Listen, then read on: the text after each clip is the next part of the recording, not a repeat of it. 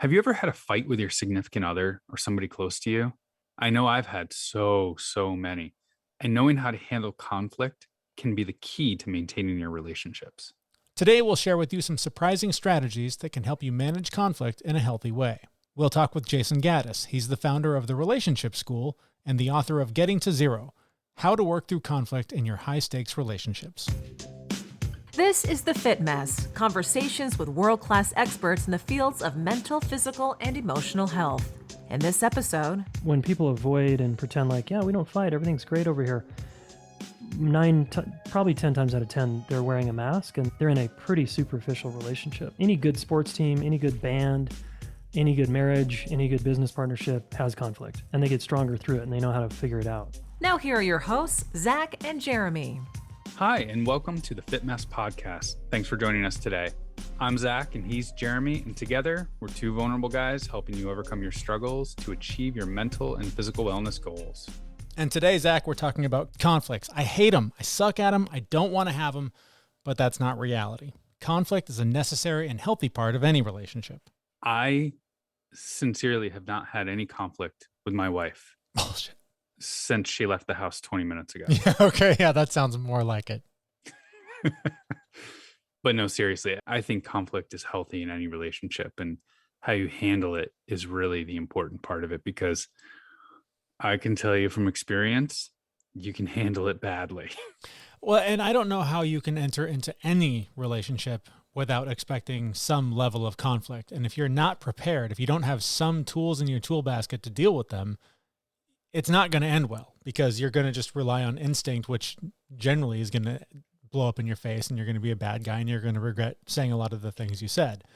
When my wife and I decided to get married, we came from homes where all of our parents had been divorced, so we didn't want to follow in that path.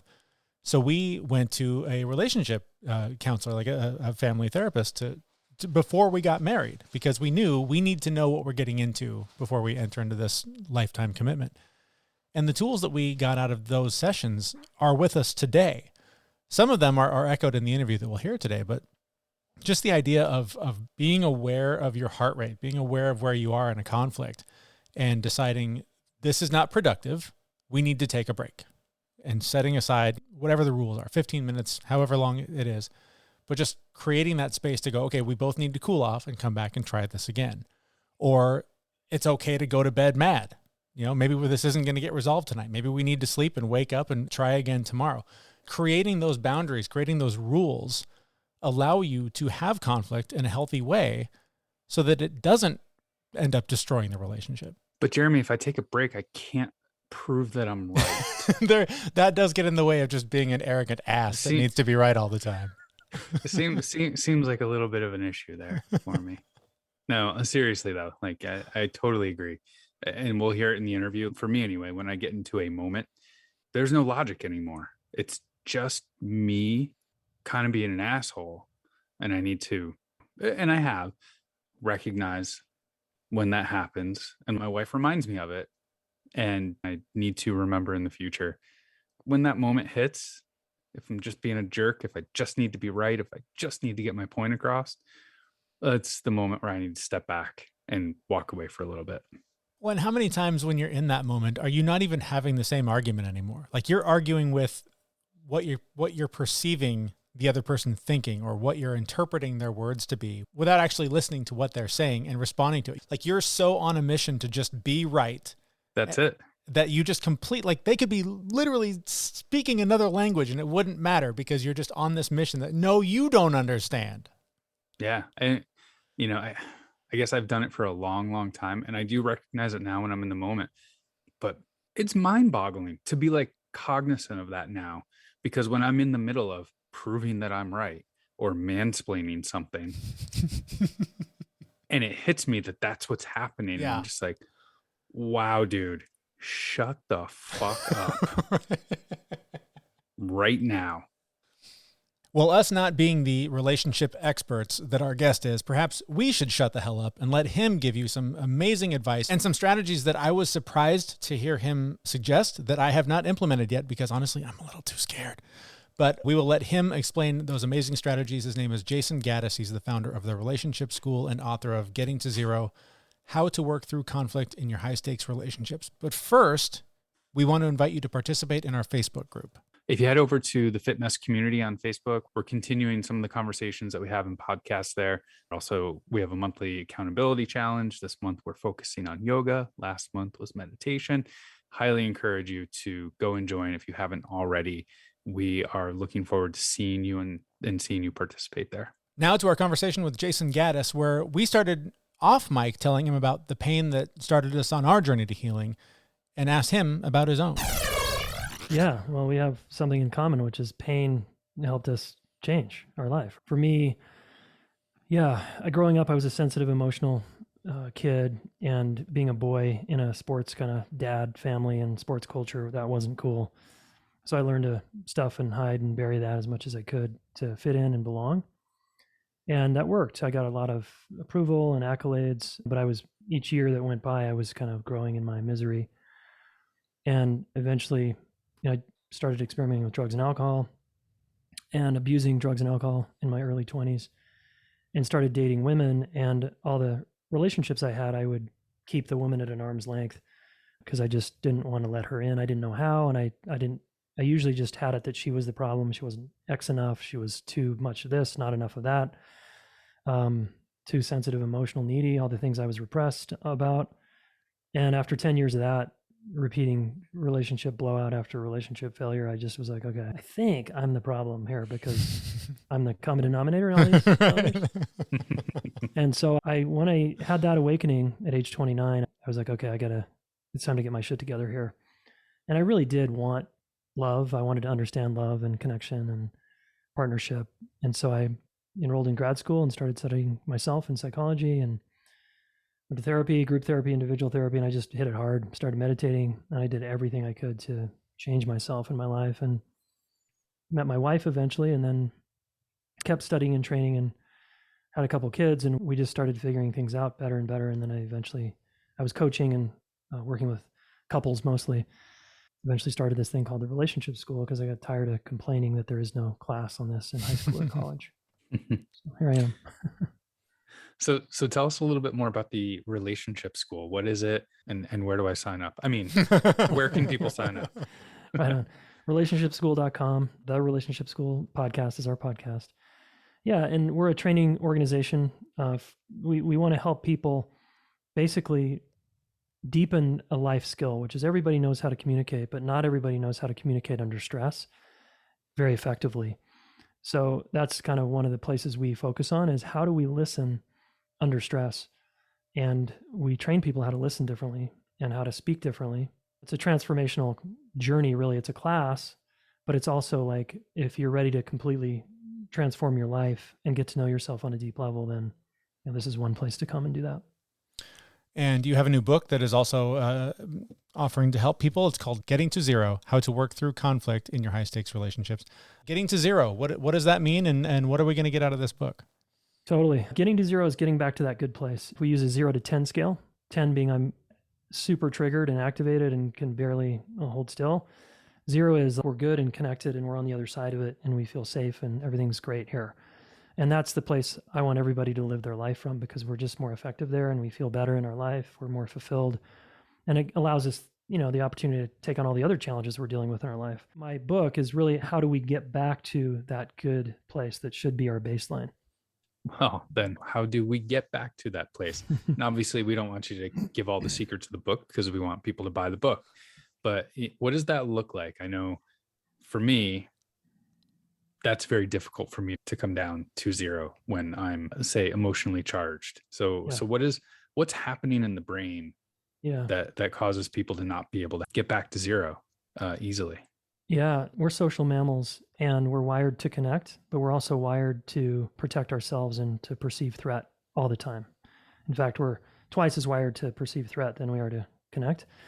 So it's very deep in us to look and be scanning consciously and unconsciously for threats. And other people this day and age are the most threatening things that we can experience in modern day. And what happens when we get triggered is it just turns on a part of the nervous system called the sympathetic branch. And we go into, you've heard the fight, flight, freeze response. I call it, we posture, collapse, seek, or avoid. And we disconnect and we go into a defensive posture is a way to protect ourselves. And we move from the front part of our brain, which I call the front seat, to the back seat, where the scared animal takes the steering wheel and is now driving. That's when we say and do stupid shit. So our job as soon as possible is to get back in the front seat. There's a number of things we can do alone and together to do that so that we can start to get back to that good place called zero. Maybe it's in the wiring that you suggested and how we're more wired for threat than connection, but I guess how does that happen? If the people that we're closest with are our spouses, our boyfriends, girlfriends, colleagues, I mean, the people that we interact with every day, that's where most of the conflict comes from. You don't have conflict with strangers generally, unless it's a random traffic thing or whatever. Why is that? Why do we have so much conflict with the people that mean the most to us? Yeah, the higher the stakes get, when we combine mortgages, we start to have a family together, we join businesses together, we put in a bunch of money together, $1 million, 100,000, whatever, those become high stakes. And there's two reasons why this is so scary for us to get in a snag with these kind of people. Because number one, our biology, as I said, we're wired to belong and be together. And one of the worst things that we can experience is to be cast out, kicked out, rejected, or abandoned. As human beings, that's very threatening for us because we don't do well on our own. So that's number one, it's in our biology. And number two is our history. We grew up in families where the same thing was at stake. If dad or mom didn't approve, like the fear for a little kid is, I'm going to get actually cast out of this family. And in a peer group, growing up, it's the same threat. It's like, shit, and so we do all kinds of things to try to mitigate that, including develop strategies like I did to get liked, to get approval, etc. And the higher the stakes, the more those memories come from our body and our negative experience in our past come out. If you've been raised in a family for 18 years under a certain relational doctrine or blueprint, the place that's going to wake up the most is in long-term relationships. That same memory and those imprinting is going to come up in a partnership, for example. So I heard you say that the most successful relationships, people have the ability and willingness to work through conflict. Yeah. And when I heard you say that, it really just got me thinking about mindset and how the two people in said relationship really need to have an agreement or some kind of understanding to be able to work through that. It can't be one-sided. Is that right? And how do you come to that consensus? Yeah, I mean, it can be one-sided, but it's not going to go very far. You're exactly right. It's the mindset. The mindset that we want to operate in is conflict is not the problem. And conflict is actually a welcome opportunity to get to know ourselves and the other person more deeply and to connect at a deeper, more authentic level. That's what really conflict's about. It's adversity inside of a partnership, right? No big deal. It's challenge. Yeah, it's challenging. It's hard. It's uncomfortable. But we have this tremendous opportunity. So if both people are operating in that kind of growth mindset, this is an opportunity, those couples succeed, whereas other couples or partnerships where one person's a yes to it and the other person isn't, or both people are completely ignorant, it's kind of a sufferfest. I think those 2 points play well together. You were talking about developing strategies to be liked and not be shunned and whatnot. And for many of us, that's wearing a mask of some kind, putting on some front that is appealing to people on the outside, while on the inside, we're starving and dying because we're not being our authentic selves. And I think a lot of times, I know I've been guilty of this most of my life. I hate conflict. I grew up in a home where it happened constantly and I didn't want any part of it. And so I've avoided it a lot in my life, but I have been trying to learn and trying to come out from behind that, because I've learned that engaging in conflict and giving the other person the opportunity to see that you're passionate about that thing, you're almost sort of robbing them of a gift of that authentic expression and connection. I think it creates a deeper connection when you have the conflict, because there's this fairy tale I think that so many of us have, that you get married and it's just literally happily ever after. Nobody ever fights again. But there is a deeper connection, I think, missing when there isn't conflict. Would you agree with that? Oh, absolutely. Yeah. When people avoid and pretend like, we don't fight, everything's great over here, probably 10 times out of 10, they're wearing a mask and they're in a pretty superficial relationship. Any good sports team, any good band, any good marriage, any good business partnership has conflict, and they get stronger through it and they know how to figure it out. So we have this, again, it's always a choice, of course. I'm with you. I don't like it. It's uncomfortable for me. Still to this day, it's not like I'm like conflict guy. I love this stuff. I love what's on the other side of it, which is usually that zero yummy connection place. Right. But I don't like going through it. Just like I don't like going through challenges in my business where I get my ass kicked. I don't like that, but I know it's sculpting me and building character, and it's helping me become a stronger human, right?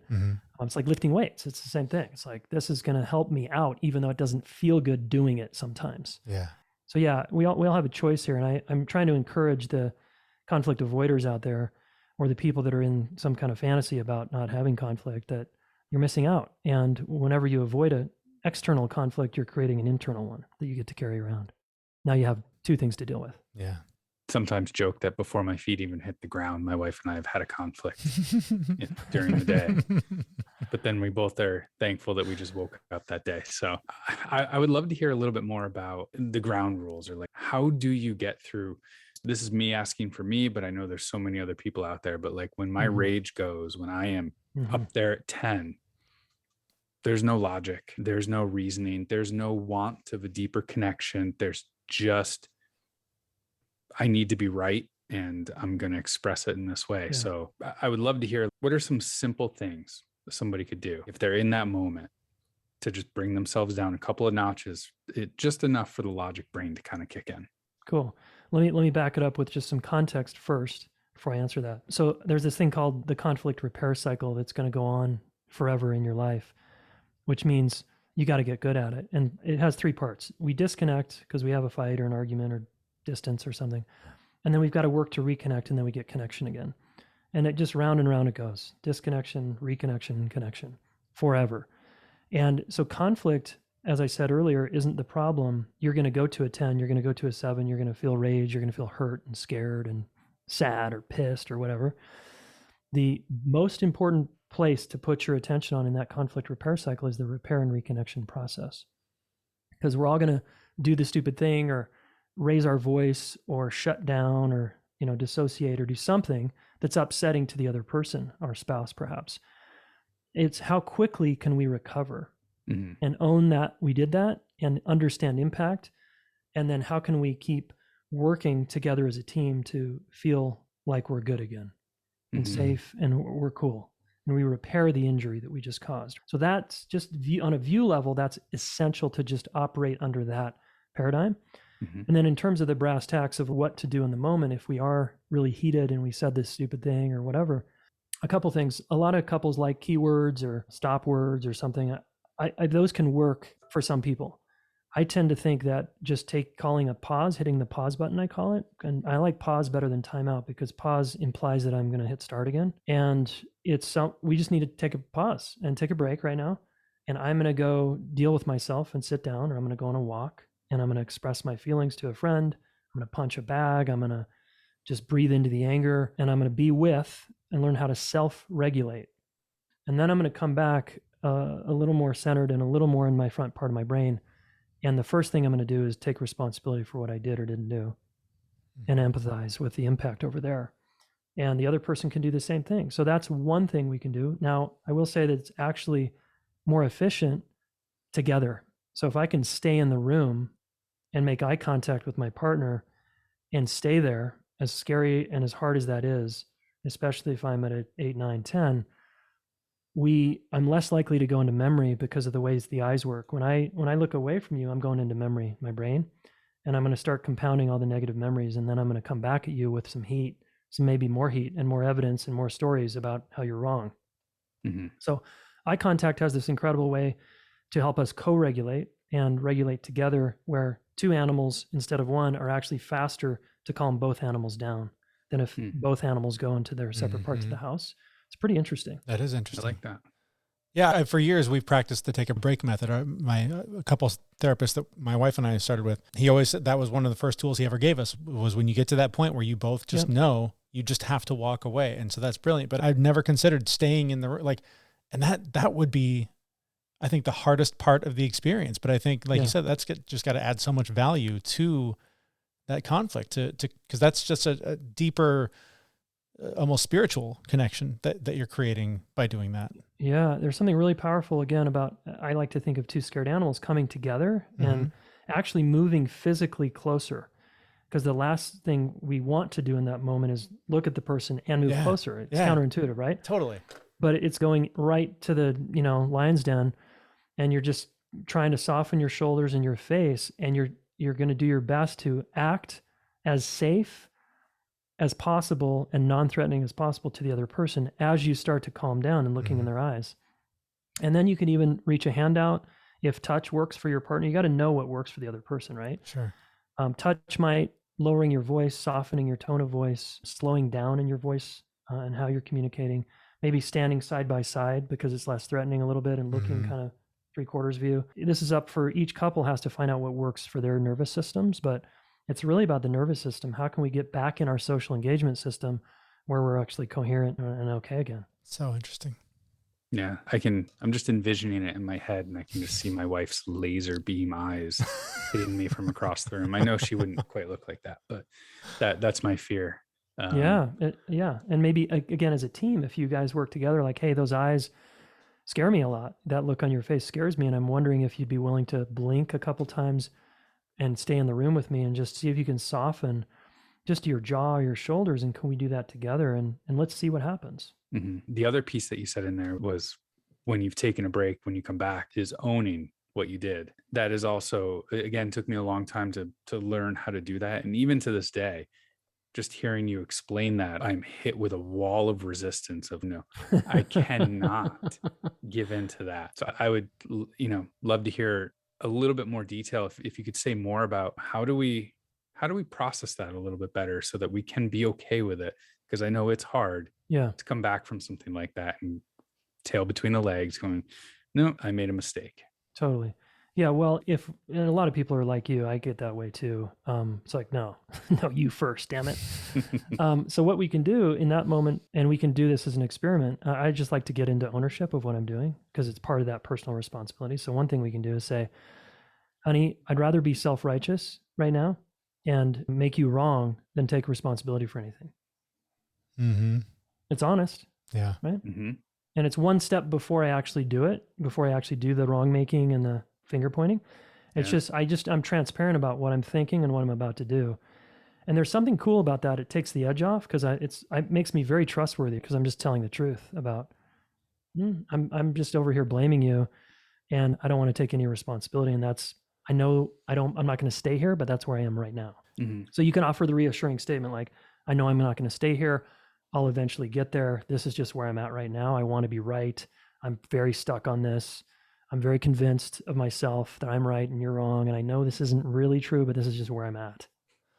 I think it takes a tremendous amount of self-awareness to, in that moment, when you're a 9 or a 10, to be able to get to a point where you can say, look, I'm furious. I know I'm wrong. I'm going to get that. Like, when you're there, how do you come back down? Because you've been meditating, you have that practice. I think most people that don't engage in self-care don't do these things to sort of become more self-aware. How do they find that path to be able to make that connection with themselves and go, oh, that's what I'm feeling. I should say that out loud. Yeah. Well, here's the cool thing about relationships is if we're with someone we trust and we love and we care about, it's a team effort. It's not just a Jeremy on his own or Zach on his own effort thing. I've just got to handle this. It's a team effort. And that means I do work on this on my own and I do start meditating. I learn how to be with my experience when I'm upset and I'm enraged. Even, in the car, when someone cuts me off, some of us go to immediately get triggered into road rage. And it's just like, pull the car over and just see if you can take 5 breaths and set your timer on your phone for 2 minutes and breathe and just be with yourself. Could you do that? I like to take the allowing myself to blame approach also, which is whether it's in the room or the other room, just letting my wife have it in my mind, right? So I'm actually not saying it out loud. Right. Or I have a male friend. I have a couple male friends that can receive this kind of communication and I let it rip with them. And I'm like, dude, I just need to vent for a fucking second. And I tell them how fucked up my partner is or whoever I'm mad at is. Right. And so it's going to a safer place where it's going to be received. Yeah. And then later they can help me clean up the mess. And my first question always is to my friends is help me see my side. Right. Because I'm not seeing it. So that's the individual part I can do without her. And then what's cool with her is we can be a team trying to figure out my nervous system and my reactivity as a team. And the same with her. Like we're a team trying to look at objectively her nervous system and how do we handle you when you're this upset? Because when you partner with someone, you have this amazing advantage where you don't have to do it alone. You actually can be a team trying to figure this out together. That's amazing. I'm sitting here listening to all of this, just golden nuggets coming from you. And I've never been in a situation where I actually am kind of looking forward to the next conflict with my wife so that I can try and practice. Just go do something stupid real quick, Zach. It won't take you but a second. Naturally, it'll happen. I know it will. The day's not over yet. Is there anything that you'd like to tell the audience, simple things that they could do to be better about conflict resolution with the people that they love? And then where's your book at? Where can we find it? And where can we find you online? Yeah, cool. Let me share one last concept that I call 2 shitty choices. So for the listener that has a habit of, well, it's not worth it, I'm not going to go there, it's just going to make it worse, I want to present your choices that you've kind of figured out for yourself. And choice A that's choice A. I speak up and it doesn't go well and the person goes away. They reject me, it gets worse, we get into a worse fight. That's choice A. Choice B is I don't speak up, but I have to kind of betray myself and I just go along to get along. And I minimize that my truth doesn't matter that much. I better just not bring it up. Those are the classic choices people find themselves in. And in the book, I'm advocating for a third choice, which is really choice A, that turns into choice C, courage through conflict, where I do speak up because I'd rather maintain my relationship and my integrity with myself and lose my relationship with you versus lose my relationship with myself, but maybe keep my relationship with you. And I think when people hear it said that way, it's like, oh shit, right, that's what I'm doing. And I just really want the listener to consider, yeah, that's probably what you're doing. And the courageous move here is to learn, apply yourself. This is a life skill anyone can learn. I don't care how you're wired. You can learn how to do this and how to communicate more effectively under stress. And it just takes practice and you can do it. You talked about just your own experience, and we're talking about our spouses. I heard you say that your approach to conflict changed when, I guess, maybe not when you met your wife, but with your wife. What was that evolution like for you? What was conflict before that growth with your wife? Conflict before was blame. I was very caught in blame and very little personal responsibility. And I would make statements like, oh, it's probably me, but I actually never looked into it. So I was just kind of a cop-out. And then when I met my wife, we were actually studying psychology together and nerding out on it separately and together. And it started to become very interesting to try to figure out, how do we get back to a good place that I now call zero? How do we get there? And, it would take us hours to process stuff as two budding therapists back in the day, like 3-hour, 4-hour processing our arguments. It's just like, dude, you're projecting. No, you're projecting. Got kind of exhausting. So we just got more efficient over time. And we used to do the go in the corners of the house kind of approach. And let's come back when we're in a better place. And that we still do that once in a while, but for the most part now we stay in the room and deal. And it's just evolved over time. And I feel like got more efficient, but we probably disconnect and argue just as much as the next couple. We're just trying, and we're very committed to getting more efficient over time. Lots of great tools here. I'm sure there's a ton more in the book. Where can we find it and where can we learn more about you? Yeah, cool, man. Getting to Zero is the book, How to Work Through Conflict in Your High Stakes Relationships. Just came out. I'm pumped about it. I think it's going to serve you. And gettingtozerobook.com is probably the best place because there's a little conflict quiz you can take on that page that I think is pretty fun and interesting. And there's a lot of other little resources there, but that'll take you to your places you like to buy books also. Perfect. Thank you so much for the opportunity and the time. This has been a great conversation. Yeah, thanks, guys. Our thanks to Jason Gaddis, the founder of the Relationship School and the book Getting to Zero, How to Work Through Conflict in Your High Stakes Relationships. Jeremy, I got to say that there's so many nuggets in there that I took away, but the one that really, really stuck with me was when I am in that moment of, I have to be right, to just say that and be like, hey, I'm being an arrogant dick right now. And I just want to be right. And I want to be upfront and tell you that. And that's what I'm thinking. So I just love that. Have you been able to practice that yet? I haven't yet. Okay. Because we haven't had a conflict in 25, 30 minutes. Yeah, exactly. No, I have not yet. I haven't gotten to that level yet. I've been very, very cognizant since we had this interview. I've been very cognizant of when we have conflict to make sure that we're working through it and that I'm not mansplaining things and I'm not being an arrogant a-hole that I can be. The one that stood out to me that I have also not implemented because I honestly don't think we've had a real fight or argument since the interview happened, but the idea of staying in the room, that is the antithesis of everything that I learned 20 years ago from my counselor. It was When things are at their worst, take a break, come back.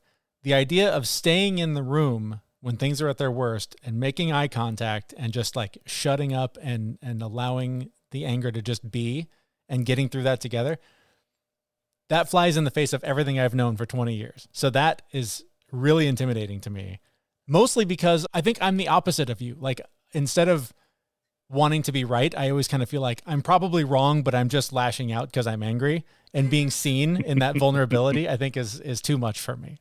Yeah, I don't know if I could do that myself. I feel like whatever fire had been burning, it would be like the forge just getting hotter. Right. Being in the same room, like just the energy in that room. And I know that the next comment, which would normally be like, what would you like for dinner, would come out like, do you want to fucking eat? Like, so I don't know. You might want to avoid that one then. You might want to avoid that strategy at least for a while. That. All right. But again, having ground rules and talking to your partner about how you're going to handle conflict before the conflict actually happens, crucial. That's just, there's no wiser words, right? I mean, You'll save yourself a lot of heartache and headache if you just put down those ground rules and know how you're going to handle conflict before you have one. Absolutely. And if you need a place to vent, perhaps before you unload all that fury on your partner, you can always do it in our Facebook community. You can join today. We have lots of great conversations there. We had our first Facebook Live there last week. Total train wreck. We'd never done anything like it before. Totally did it wrong. Giant mess, but our guest was very gracious and very patient, and really a fun conversation about meditation. So if you're into that, check that out. It's in the Facebook group. You can find that on the show notes to this episode at thefitmess.com. I just want to point out that like that train wreck, I wasn't part of it.